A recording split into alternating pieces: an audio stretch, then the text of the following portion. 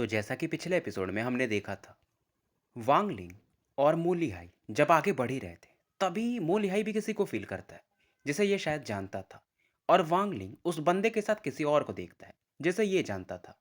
अब आगे, अब यहाँ पे एक कमांडर को दिखाया जाता है, यानी जनरल को, जो कि ब्लू रोब पहन के था, पर इसके चेहरे पर एक मार्क लगा हुआ था, यानी पुराना घाव होगा। और इसके बगल में एक बंदा खड़ा था। वांगलिंग जो कि घोड़े पर बैठा था, वो भी इसकी तरफ देखता है। और वो जो बंदा था, यानी ब्लू रोब में जो कमांडर, सॉरी जनरल होगा, वो मोली हाई को देख रहा था। और उसके बाद उसकी नज़र वांगलिंग पे पड़ती है। मोली हाई इधर स्माइल करता है और सामने वाले बंदे पर एक पंच मारता है। और वो बंदा भी अपने इंडेक्स फिंगर को यूज करके एक अटैक मारता है और दोनों एक दूसरे के अटैक को डिसॉल्व कर देते हैं। लेकिन बीच में कहीं ना कहीं वांगलिंग ने मोलिहाई का साथ दिया था। मतलब ये ऑरा को कंट्रोल करता है ताकि ज़्यादा शॉक वेव न फैले। अब वो बंदा वांगलिंग की तरफ देखता है और कहता है, फॉरेनर तुम्हारा नाम क्या है? वांगलिंग कुछ नहीं बोलता है। पर इस समय ये जो बंदा था, इसके बगल में वो जो बंदा दूसरा खड़ा था, वो बोलता है इसका नाम वांगलिंग है। मोलिहाई भी हैरान थे कि वो सामने वाला बंदा वांगलिंग को जानता है। और वो बंदा बताता है कि हाँ, ये मेरा जूनियर अप्रेंटिस ब्रदर है। वांगलिंग स्माइल करता है और इन्हें सीनियर ब्रदर कह के बोलता है कि ब्रदर सुन टाओ, लगता है आपको क्लोज डोर कल्टीवेशन में जाना पड़ेगा क्योंकि आपकी इंजरीज काफ़ी सीरियस दिख रही हैं। क्योंकि सुन टाओ फिलहाल इंजर्ड था और इसका जो पावर लेवल पहले एसेंडेंट के मिड फेज में हुआ करता था, अब ये गिर करके सोल ट्रांसफॉर्मेशन के लेट फेज में आ चुका था। सुन टाओ खुद को शांत करता है, इसके अंदर एक गुस्सा था, वांगलिंग से नहीं।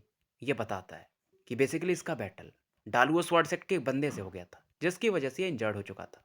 और वांगलिंग इसे कुछ पेल्स वगैरह भी देता है। फिलहाल ये निकल जाते हैं और वो जो एविल लुकिंग बंदा था, यानी कि दूसरा वाला जनरल, वो सुनटाई से पूछता है, सुनटाओ से, कि ये बंदा कैसा है। सुनटाओ बताता है अगर मैं इंजर्ड नहीं होता तो इसे आराम से मार सकता था।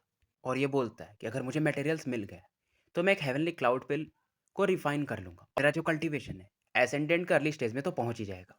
और ये एविल लुकिंग बंदा भी बोलता है, टेंशन मतलब मटेरियल्स का, वो तुम्हें जल्द ही मिल जाएंगे। फिलहाल वो बंदा टॉपिक बदल देता है और इससे पूछता है, ये तुम्हारा जूनियर ब्रदर, इसके पावर के बारे में बताओ। सुनटाओ एक कॉम्प्लेक्स एक्सप्रेशन देता है और कहता है, ये बहुत स्ट्रांग है।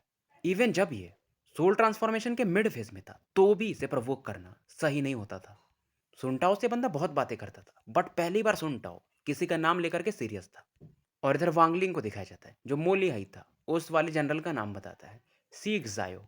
और अभी जो टेक्निक वो यूज कर रहा था उसे सिक्स फिंगर डेमन स्वॉर्ड कहा जाता है। और बताता है क्योंकि तुम्हारा ये सीनियर ब्रदर उसकी हेल्प कर रहा है, तो ये बंदा मेरा एक टफ अपोनेंट बन सकता है। इधर मोलिहाई और वांगलिंग अंदर आ जाते हैं और वांगलिंग के लिए कुछ व्यवस्था करके मोलिहाई डेमन जनरल से, डेमन एम्पर से मिलने चला जाता है। वांगलिंग इधर बैठा था, इसको मदद तो मोलिहाई को करना ही था, लेकिन इसको अभी फिलहाल डेमन जनरल बनना था। और ये समझ रहा था कि सोनटाओ जैसा बंदा जो कि एसेंडेंट के मिड फेज में था, उसे किसी ने इंजर्ड किया है, मतलब कुछ तो बात होगी। डालुओ स्वॉर्ड सेक्ट से 10 लोग आए हुए थे और बात सीधा सीधा था, यानी 2-3 बंदे मिल करके सुनटाओ से फाइट किए होंगे, तभी वो इंजर्ड हुआ होगा। फिलहाल शाम का समय होता है और मोलियाई वापस आता है और वांगलिंग और ये बैठ करके मस्त दारू पीते हैं। समय बीतता है और 4 दिन निकल चुके थे। और इन 4 दिनों में वांगलिंग लगातार डेमोनिक ऑरा को सेलेस्टियल ऑरा में बदल रहा था। अब वांगलिंग के अंदर में 2 गार्ड थे यहाँ पर, और जो वांगलिंग को देखते हैं कल्टीवेट करते हुए, तो ये काफ़ी खुश होते हैं कि यार ये बंदा, ये सोल ट्रांसफॉर्मेशन के लेट फेज में है, फिर भी इतना शिद्दत से कल्टीवेट कर रहा है। समय बीतता है और वांगलिंग 7 दिन और निकल जाते हैं और सेलेस्टियल स्लॉटर आर्ट के जो लाइफ सील्स बनाए जाते हैं, वैसे वांगलिंग उन्हें बनाने में लगा रहता है। अभी जो 2 गार्ड देख रहे थे वांगलिंग को, और क्योंकि वांगलिंग सेलेस्टियल स्लॉटर आर्ट को प्रैक्टिस कर रहा था, तो इनका भी जो कंट्रोल था इनके ऊपर से जाने लगता है। और ऐसा लग रहा था ये दोनों मानो एक्सप्लोड कर जाएंगे। वांगलिंग आंखें खोलता है और इन दोनों की तरफ देखता है। दोनों फिलहाल शांत हो जाते हैं और उन्हें यह भी समझ में आता है कि इस बंदे से दूर रहो यार, नहीं तो हमारी लाइफ भी जा सकती है। और वांगलिंग सोचता है, यार मैंने बहुत सारे लोगों का लाइफ लिया है जब से ये सेलेस्टियल स्लॉटर आर्ट को प्रैक्टिस कर रहा है, बट उतना स्लॉटर और नहीं बन रहा है, यानी कुछ तो बात है। और वांगलिंग जब जब लोगों को मारा था और सेलेस्टियल स्लॉटर आर्ट को ये अपने आसपास क्रिएट कर रहा था, उसके बारे में सोचने लगता है। और ये सोचता है कि जब इसने सीमायान को मारा था तो कुछ अलग हुआ था, ये अपने आप स्लॉटर एनर्जी को बना पाया था, लेकिन उसके बाद फिर से वो ऑरा कम हो गई थी। और वांगलिंग सोच रहा था, यार मैं इसे इसलिए सीख रहा था ताकि टाउसेन के खिलाफ इस्तेमाल कर सकूं। और ये सोचता है कि इसके पास तो अभी ब्लडी सोल पिल्स भी है, स्लॉटर आर्ट भी है, तो शायद ये टाउसेन के खिलाफ सरवाइव कर सकता है। और इसे समझ में आता है कि सेलेस्टियल स्लॉटर आर्ट को, यानी स्लॉटर ऑरा को, ये ज़्यादा मतलब मात्रा में अभी भी कंट्रोल नहीं कर पाता है। और इसे पता भी नहीं था ये स्लॉटर ऑरा बनता कैसे है। फिलहाल वांगलिंग उन दोनों सर्जेंट्स को बुलाता है और वो अब दोनों काफी रेस्पेक्ट देते हैं वांगलिंग को। वांगलिंग को ये वाइस जनरल वांग करके बुलाते हैं और वांगलिंग कहता है मुझे बाहर जाना है तो तुम लोग को रास्ता पता है तो मुझे लेके चलो। और फिलहाल ये लोग पैदल पैदल ही निकलते हैं। होंग सिटी के अंदर ये लोग थे और मेन गली से गुजर रहे थे। आसपास में एक नदी भी बह रही थी और दुकान भी बहुत सारे थे। और वांगलिंग जो कि पहले थोड़ा टेंशन में था आसपास के नज़ारों को और लोगों को देखकर थोड़ा रिलैक्स फील करता है और एकदम इंसानों में घुल जाता है, मतलब एकदम फिर से मॉर्टल के जैसा। हालांकि वांगलिंग दिखने में उतना हैंडसम नहीं था, लेकिन इसका टेम्परामेंट बहुत सही था। तो बहुत सारी लड़कियां और लोगों का नज़र इस पर आता ही था। और इसके पीछे वो दोनों सर्जेंट्स एकदम गार्ड्स की तरह चल रहे थे। वांगलिंग अच्छा खासा चलता है, अब इसे लगता है यार वापस लौट जाना चाहिए। पर जैसे ये पलटने वाला था एक जिथर म्यूजिक ऐसा सुनाई देता है जिसमें मानो एक उदासी सा था। और वांगलिंग अब इसके कदम उसी तरफ बढ़ जाते हैं। नदी के बीच में जो बहुत सारे नाव होते हैं उसमें कोई बैठ के बजा रहा था और इसकी नज़र जाती है बेसिकली एक वुमेन एस जिथर को बजा रही थी। और वांगलिंग को इस समय वानेर की याद आती है क्योंकि वो लड़की भी जिथर बजाती थी और कहीं ना कहीं उसके म्यूजिक में भी सैडनेस था, हल्का सा ही सही पर था। और वांगलिंग उस समय उसे समझ नहीं पाता था। तो फिलहाल वांगलिंग की जो पुरानी मेमोरीज थी, जो इसने आखिरी के 10 साल लिमुआन के साथ बिताए थे, इसे वो दिन याद आते हैं। ये अपने थर्ड आई को टच करता है, यानी कि जहाँ पर हेवन डिफाइंग बीड है, मन ही मन लिमुआन को प्रॉमिस करता है कि हम जल्द ही मिलेंगे। फिलहाल म्यूजिक बंद हो जाती है और जो नाव थी वो भी आगे बढ़ने लगती है। पर इस दौरान जो वुमेन इस म्यूजिक को बजा रही थी वो पलट के देखती है और इसे एक बंदा दिखाई देता है। फिलहाल रात का समय हो चुका था तो हल्का सा ही सही पर दिखाई देता है और ये वुमेन फिर से वो म्यूजिक बजाने लगती है। और आसपास जो भी लोग थे इस म्यूजिक को वैसे भी सुन नहीं रहे थे क्योंकि लोग पी पा के एकदम मस्त थे। कोई तो था जो कि सुन रहा था, जिसके लिए फिलहाल अब ये बजा रही थी और जिसे ये देख नहीं पा रही थी। फिलहाल रात का समय हो चुका था और वांग लिन इन दोनों सर्जेंट के साथ वापस लौटने लगता है। थोड़ा उदास था, सर्जेंट फील कर सकते थे। और जाते जाते यहाँ पर एक प्रिजन रहता है, होंग प्रिजन करके, जिसके बारे में ये सर्जेंट्स बताते हैं। और वांगलिंग फील करता है यहाँ पर जो भी गार्ड्स हैं वो मो लिहाई के बराबर पावरफुल हैं, यानी इस जेल का जो रक्षा कर रहे हैं।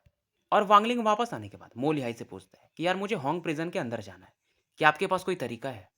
मो लिहाई बोलता है यार जा तो सकते हैं पर थोड़ा मुश्किल है। वांगलिंग बोलता है फिर जाने दो। मो लिहाई पूछता है कि तुम अंदर में कितने समय तक रहना चाहते हो? वांगलिंग बोलता है 1 महीने। मो लिहाई बोलता है कल्टीवेट करना चाहते हो? वांगलिंग हाँ में सर हिलाता है और बताता है यार मुझे लोगों को मारना पड़ेगा ताकि मैं अपने स्पेल को और ज़्यादा पावरफुल बना पाऊँ। और बाहर में अगर किल किया तो सही नहीं है यार, जेल में वैसे भी लोग चोर डकैत ही रहते हैं। मोलियाई पूछता है क्या तुम श्योर हो, सच में जाना चाहोगे? वांगलिंग अभी से जो स्लॉटर और बनाया था जिसके 5 लेयर्स, उसे रिलीज करता है और ये पांचों ड्रैगन का शेप ले लेते हैं और मोलिहाई की तरफ बढ़ते हैं। मोलिहाई हंसता है और एक पंच मारता है। इसके अटैक की वजह से पांचों ड्रैगन कोलैप्स तो कर जाते हैं पर मोलिहाई का चेहरा बन जाता है और 3 कदम पीछे हट जाता है। क्योंकि वो जो ड्रैगन्स बने थे बेसिकली ग्रे गैस से बने थे और वो चारों तरफ फैलने लगते हैं। एक स्लॉटर हो रहा मोलिहाई के आसपास क्रिएट होने लगा था। मोलिहाई दोबारा से पंच मारता है। वांगलिंग कहता है ये तो 5 ही हैं, मतलब 5 ही स्ट्रैंड्स हैं या लेयर हैं बोल लो। अगर 1000 से ज़्यादा होंगे तो क्या तुम इसे ब्लॉक कर पाओगे? लिहाई बोलता है यार 7 दिनों तक मैं कर सकता हूँ, 1 महीना बहुत मुश्किल जाएगा। मैं तुम्हें एंट्री लेटर दिलवाने की कोशिश करता हूँ। और लिहाई सोचता है यार मैंने वांगलिंग को लाकर सही किया, ये बंदा कुछ कर सकता है। फिलहाल वांगलिंग लोटस पोजीशन में बैठ जाता है कोर्ट यार्ड के अंदर ही। और वो जो जिथर म्यूजिक इसने सुना था अभी भी मानो इसके कानों में वो बज रहे थे। रात भर ये कल्टीवेट नहीं करता है, बस ऐसे ही बैठे रहता है। और बीच बीच में ये वाइन पी रहा था और सोचता है कि मैं वांगलिंग 16 साल की उम्र से डाओ सीख रहा हूँ। अब तो मैं भूल भी गया हूँ कि मुझे कितने साल हो चुके हैं। और ये थोड़ा सा उदास फील कर रहा था। फिर ये सोचता है यार कल्टीवेटर्स नॉर्मल लोगों से ज़्यादा जीते, तो लोनली तो होंगे ही वो। और लोनलीनेस ही आपको स्ट्रांग बनाता है, ऐसा ये सोचता है। मतलब बहुत सारे ऐसे कल्टीवेटर्स होते हैं जो 10,000 साल से जिंदा है, जैसे कि एक एग्जाम्पल आप ऑल सीर का भी ले सकते हो। फिलहाल वांगलिंग पूरी तरह से ड्रंक हो चुका था, एक तो वाइन की वजह से, दूसरे इसके इमोशंस। इधर समय बीतता है, 3 दिन निकल जाते हैं और वांगलिंग कल्टीवेट नहीं करता है। और हर इन 3 दिनों में वो वहीं पे जाता था और जिथर म्यूजिक को सुनता था और वाइन पीते रहता था। इसे मानो कुछ समझ में आ रहा था लाइफ के बारे में। और उस वुमेन को भी नहीं पता था कि कोई इसके जिथर म्यूजिक को 3 दिनों से लगातार सुन रहा है। क्योंकि ये वुमेन भी जब उस एरिया से पास करती थी तो मानो इसके अंदर भी वो सैडनेस इंक्रीज कर जाता था। वांगलिंग बहुत सारी चीजें भूल चुका था, जैसे कि टाउसेन की वजह से क्या होगा, इसे असेंडेंट लेवल में जाना है, मो लिहाई के साथ जो एग्रीमेंट है। मानो इसका दिमाग शांत हो रहा था और ये कभी देखने की कोशिश भी नहीं करता है कि वो वुमेन दिखती कैसी है। क्योंकि वो बजाती थी, तो उसका बस पीछे का साइड दिखता था, यानी बाल वगैरह। और वांगलिंग के लिए बस म्यूज़िक ही काफ़ी था। और वो नाव फिर से डेली ऐसा क्रॉस करती थी, तो आज के दिन में निकल जाती।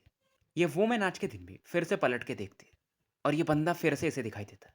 अब इस वूमेन के बगल से एक आवाज़ आती है कि मिंग जुआन, तुम क्या देख रही हो? ये लड़की मिंग जुआन जिथर को रोक देती है और ये बंदा कहता है कि तुम्हारा जिथर म्यूजिक काफ़ी सैडिस्टिक है, इसे चेंज करो। लड़की फिर से जिथर बजाती है, बट इस बार उसे चेंज कर देती है जो थोड़ा खुशनुमा था। और ये बंदा बोलता है फ्यूचर में ऐसा ही बजाना।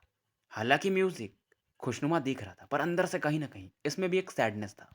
कभी कभी ऐसा होता है ना कि हम बाहर से हंसते हैं पर अंदर से दुखी होते हैं, कुछ वैसा ये म्यूजिक था। तो स्टोरी यहीं समाप्त करते हैं और मिलते हैं फिर एक नए वीडियो के साथ।